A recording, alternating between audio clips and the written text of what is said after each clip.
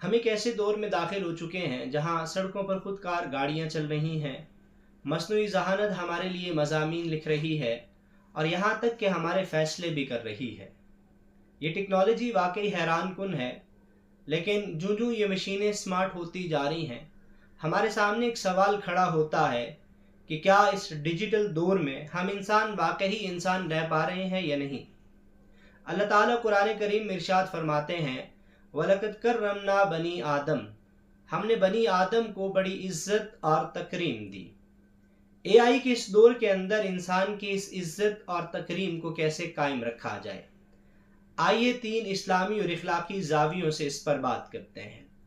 सबसे पहले, सच्चाई बमुकाबला फेक न्यूज़। आज के इस दौर के अंदर एआई किसी की आवाज़, तस्वीर या वीडियो को सेकंड्स में बदल करके डीप फेक बना सकता है, लेकिन इस्लाम हमें सच्चाई का दर्स देता है, झूठ या अफवाह फैलाने से सख्ती से मना करता है। सूरह हुजरात के अंदर अल्लाह ताला इरशाद फरमाते हैं कि जब तुम्हारे पास कोई खबर आए तो उसकी खूब तहकीक कर लिया करो। आज के इस दौर में तहकीक करना एक अच्छी आदत नहीं बल्कि एक दीनी और इखलाकी जिम्मेदारी बन चुकी है। दूसरे नंबर पर अमानतदारी और मेहनत।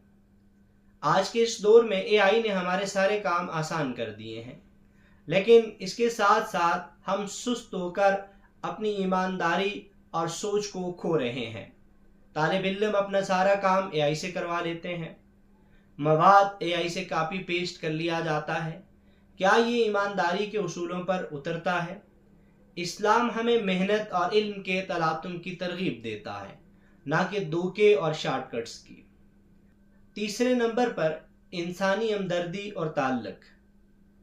मशीनें बात तो कर सकती हैं लेकिन एहसास नहीं कर सकती। रोबोट आपको मशवरा तो दे सकता है लेकिन आपके दुख को नहीं समझ सकता। आज के इस दौर के अंदर अगर हम अपने ताल्लुक को डिजिटल कर देंगे तो फिर सिला रहमी, हमदर्दी और इखलाक की वो रूह हमारे अंदर से निकल जाएगी जो हमें वाकई इंसान बनाती है।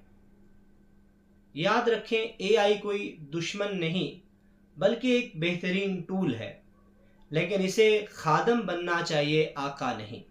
हमें ये समझना चाहिए कि हमने बच्चों और अपने आप को सिर्फ एआई सिखाना नहीं बल्कि ये सिखाना है कि कैसे इस एआई को इखलाकी दायरे कार का पाबंद किया जाए।